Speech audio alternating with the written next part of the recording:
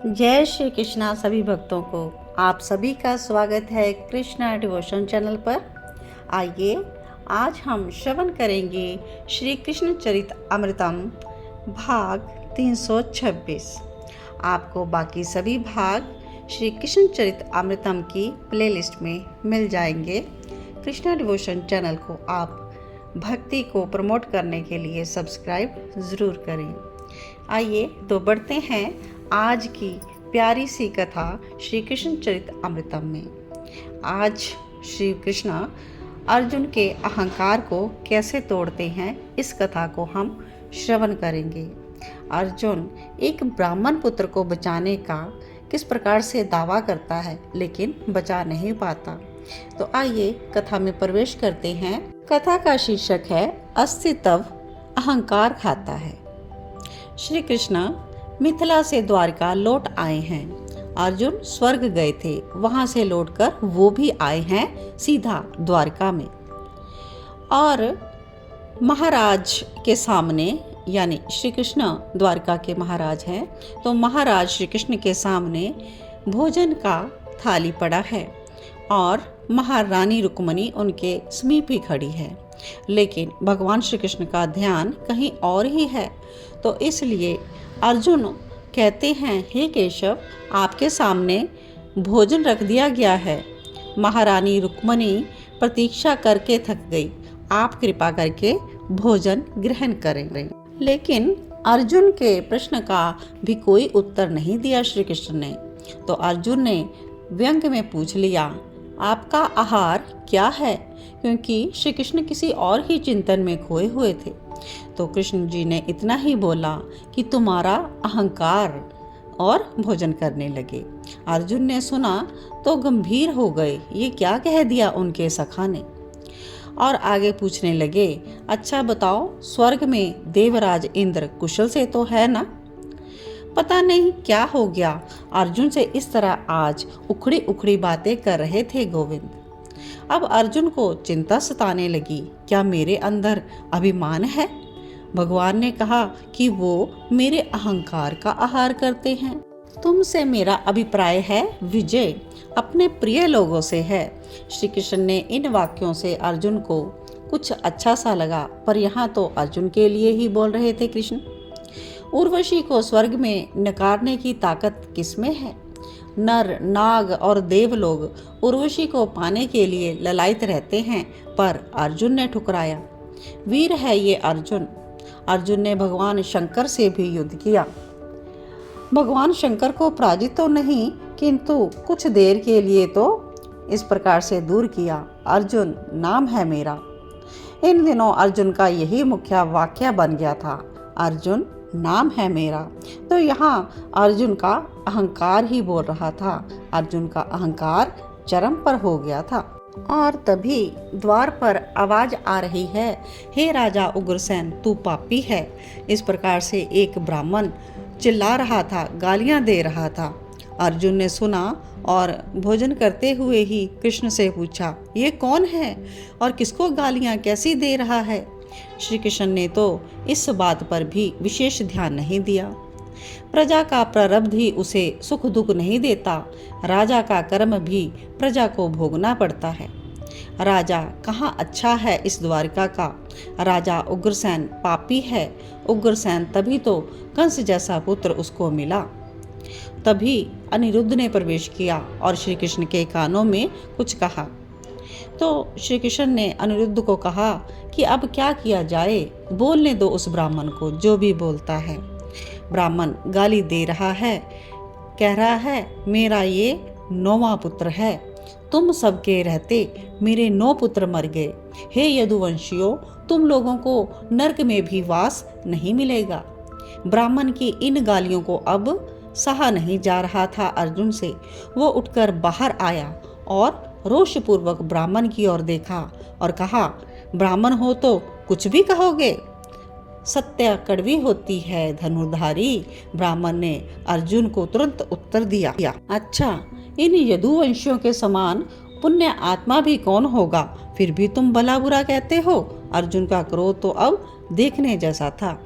ब्राह्मण ने जिसे द्वार पर रखा दिया था ना, सामने से उसको ऊपर से चादर से हटाया। ओह, ये क्या! अर्जुन की वाणी में अब तो दुख था। वहां पर एक शव था और वो भी इसी ब्राह्मण के बालक का शव था। रोने लगा वो ब्राह्मण। अब तो उसकी दहाड़ अर्जुन के हृदय को छलनी कर रही थी। कह रहा था, ये नौवां मेरा पुत्र है। मैंने यदुकुल के कुल गुरु आचार्य गर्ग से भी पूछ लिया। उन्होंने भी सब शोध करके बताया कि जन्मते ही बालक का मर जाना आपके प्रारब्ध का परिणाम नहीं है, क्योंकि आप तो परम पुण्य आत्मा हो। ब्राह्मण बहुत ही दीन कातर होकर अपनी बात बता रहा था। मैंने हर पक्ष को जाना है धनुर्धारी, मैंने हर पक्ष का शोध किया, लेकिन कुछ भी नहीं बना। मेरे बालक जन्म लेते ही मर जाते हैं। अर्जुन बोल उठा, मैं रक्षा करूंगा तुम्हारे पुत्र की। ब्राह्मण हंसा, क्या? अर्जुन को ऊपर से नीचे तक देखने लगा। तू रक्षा करेगा? संकर्षण भी रक्षा नहीं कर सके मेरे पुत्र की, प्रद्युम्न भी नहीं, अनिरुद्ध भी हार गए, फिर तुम कौन हो? क्या इनसे भी बड़े तुम हो? अब तक श्री कृष्ण भी भोजन करके उठ चुके थे और बाहर अर्जुन बोल उठा, मैं संकर्षण नहीं हूँ, मैं अनिरुद्ध या प्रद्युम्न भी नहीं हूँ। अब श्री कृष्ण अंदर सुन रहे हैं और बहुत हंस भी रहे हैं। मैं कृष्ण भी नहीं हूँ, हे ब्राह्मण, मैं अर्जुन हूँ जिसके पास गांडीव है और गांडीव की टंकार से पूरा लोक कांपता है। अर्जुन इस प्रकार से बोलता गया। अंदर रुक्मणी जी ने पूछा, नाथ आप हंस क्यों रहे हो? श्री कृष्ण कहते हैं, समझता नहीं है ये बेचारा अर्जुन, मेरा आहार यही तो है, अपने भक्त का अहंकार। और बाहर ब्राह्मण से अर्जुन बोला, इस बार तुम्हारी पत्नी जब गर्भवती हो तो मुझे सूचना देना, मैं उसके बालक की रक्षा करूंगा। यम से लड़ना पड़े तो भी अर्जुन लड़ेगा। ब्राह्मण ने पूछा, अगर रक्षा नहीं कर सके तो अर्जुन कहते हैं, मैं मर जाऊंगा, चिता जलाकर उसी में अपने प्राणों को भस्म कर दूंगा। देखते हैं तुम क्या कर सकते हो। ब्राह्मण ने ऐसा कहा और कहा कि मैं तुम्हें सूचित कर दूंगा। और अर्जुन जब अंदर आते हैं तो श्री कृष्ण से सहजता से पूछते हैं कि उस ब्राह्मण के बालक की रक्षा नहीं हुई आपकी द्वारका में? यहाँ भी अर्जुन का अहंकार बोल रहा था। श्री कृष्ण ने हंसते हुए अर्जुन की पीठ थपथपाई, पर तुमने तो रक्षा का प्रण ले लिया है ना? तो इस प्रकार से यहाँ अर्जुन का अहंकार चरम सीमा पर है। अगली कथा का सीन है कि वही ब्राह्मण अर्जुन के पास आते हैं और कहते हैं, मेरी पत्नी का आज प्रसव होने वाला है, चलो मेरे पुत्र की रक्षा करने के लिए। 9 महीने पूरे हो गए थे तो ब्राह्मण ने सूचना दी थी अर्जुन को आकर। अर्जुन चल पड़े उसकी कुटिया की ओर अपना गांडीव धनुष धारण करके। और अर्जुन ने जाकर कुटिया का निरीक्षण किया, फिर बाहर आकर मंत्रपूत शर का संधान किया और ऐसा जाल बनाया कि ब्राह्मण की कुटिया में अब वायु भी प्रवेश नहीं कर सकती थी। समय आने पर प्रसव हुआ, बालक भी हुआ। उसके रोने की आवाज बाहर रक्षा में खड़े अर्जुन ने भी सुनी, पर कुछ ही देर में वो रोने की आवाज नभ में सुनाई देने लगी। अर्जुन चौंक कर नभ की ओर देखने लगे, पर वहां से केवल रोने की आवाज ही सुनाई दे रही थी। अब तो वो भी आना बंद हो गई थी। ब्राह्मण की कुटिया के भीतर बाणों को हटाते हुए अर्जुन जैसे ही अंदर गए तो देखते हैं ब्राह्मण रो रहे हैं और ब्राह्मणी मूर्छित होकर पड़ी हैं। अर्जुन ने पूछा, बालक कहाँ हैं? आगे से वो कहते हैं, धिक्कार है तुम्हें अर्जुन, धिक्कार है तुम्हारे गांडीव को, तुम्हारे कारण इस बार तो हम बालक का मुख भी नहीं देख सके। अर्जुन ने इधर देखा ना उधर, वो सीधा गया यमराज के पास और कहते हैं, द्वारका पृथ्वी की वैकुंठ है, वहाँ के वासी को तुम छू भी नहीं सकते। सृष्टिकर्ता ब्रह्मा जी ने कहा, अर्जुन ये बालक तो मेरी सृष्टि का है ही नहीं। तो अब जब ब्रह्मा की सृष्टि का ही नहीं ये बालक, तो फिर इधर उधर भटकने से क्या हुआ? लौट आए अर्जुन, समुद्र के किनारे चिता बनाई। द्वारका के सब लोग जुटने लगे कि अर्जुन चिता में कूदकर मर रहा है, यह देखने के लिए लोगों की भीड़ उमड़ पड़ी थी। और इधर रुक्मणी जी ने भी श्री कृष्ण को सूचना दी, हे नाथ, अर्जुन मरने जा रहा है।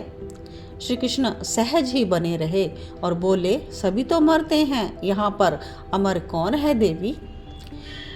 तो बोली, वो सच में चिता में कूदकर अपने प्राणों को त्याग रहा है। तुम जा रही हो वहाँ? श्री कृष्ण पूछते हैं। हाँ, रुक्मणी बोली, मैं जा रही हूँ, चलो हम भी देखते हैं अर्जुन कैसे मरता है। तो यह देखने के लिए कृष्ण साथ हो लेते हैं। रुक्मणी को आश्चर्य हुआ, ये एकाएक अर्जुन के प्रति इतने कठोर क्यों हो गए मेरे नाथ? सागर किनारे सब लोग पहुँचे हैं और अर्जुन ने चिता तैयार कर ली है, वहाँ उसमें अग्नि प्रज्वलित करी है। और इधर सामने से आ रहे हैं पीतांबरधारी श्री कृष्ण, मुस्कुरा रहे हैं। अर्जुन ने देखा तो गले लगाना चाहा, पर श्री कृष्ण अर्जुन के गले नहीं लगे, बस दूर खड़े मुस्कुराते रहे और बोले, ये सब क्या कर रहे हो? क्या किसी के साथ सती होने जा रहे हो? ओहो, नहीं नहीं रुक्मणी, सती तो स्त्री होती है, जब पति मरता है तब होती है ना। लेकिन अर्जुन, तुम तो पुरुष हो, तुम्हें क्या सता होना है? श्री कृष्ण अट्टहास करने लगे। अर्जुन बोले, आपको विनोद सूझ रहा है? मैं यहाँ मरने जा रहा हूँ। तो श्री कृष्ण कहते हैं, अर्जुन याद रखो, मनुष्य क्या, देवों का क्या, बड़े बड़े सिद्धों का अहंकार यहाँ नहीं टिकता, फिर तुम क्या चीज हो? तो मैंने तुम्हें कहा ही था, अहंकार ही अस्सी तत्व का भोजन है। मेरा भोजन तुम्हारा अहंकार ही तो है। और हंसने लगे श्री कृष्ण, मैं अर्जुन हूँ, मैं अर्जुन हूँ, और बोलो, ऐसा ही बोलते थे ना, मैं अर्जुन हूँ, सब कुछ करने वाला। अर्जुन समझ गया कि मेरे अहंकार को मिटाने के लिए यह सब लीला करी है। और तभी हाथ पकड़ा श्री कृष्ण ने अर्जुन का और अपने रथ में बिठाया। आज सारथी भी नहीं था साथ में। अर्जुन को सारथी बनाकर कहा, पारथ हाँको रथ, और रथ की लगाम खींचते ही अशव दौड़ पड़े। और कहाँ जाते हैं ये हम अगली कथा में श्रवण करेंगे। श्री कृष्ण अर्जुन को साथ लेकर कहाँ जाते हैं। तो आज की कथा बड़ी ही आनंदमय, बड़ी ही लीलामयी। भगवान श्री कृष्ण लीलाधारी हैं और अपने मित्र अर्जुन के साथ हमेशा ही कोई ना कोई लीला करके उसको दिव्य उपदेश देते हैं, और वही उपदेश हम सभी जन जन को भी देते हैं। इस प्रकार भगवान श्री कृष्ण में ही अपना मन हमें लगा कर रखना है और अपने अहंकार को दूर करना है। अहंकारी पुरुष के पास भगवान नहीं आते, प्रेम से भगवान खींचे चले जाते हैं और अर्जुन का सारथी भी बन जाते हैं। तो इस प्रकार से आज की कथा यहीं विश्राम लेती है। आगे की कथा को श्रवण करने के लिए जुड़े रहें कृष्णा डिवोशन चैनल के साथ। आप सभी के हृदय में बैठे प्रिया प्रीतम को मेरा कोटि कोटि वंदन।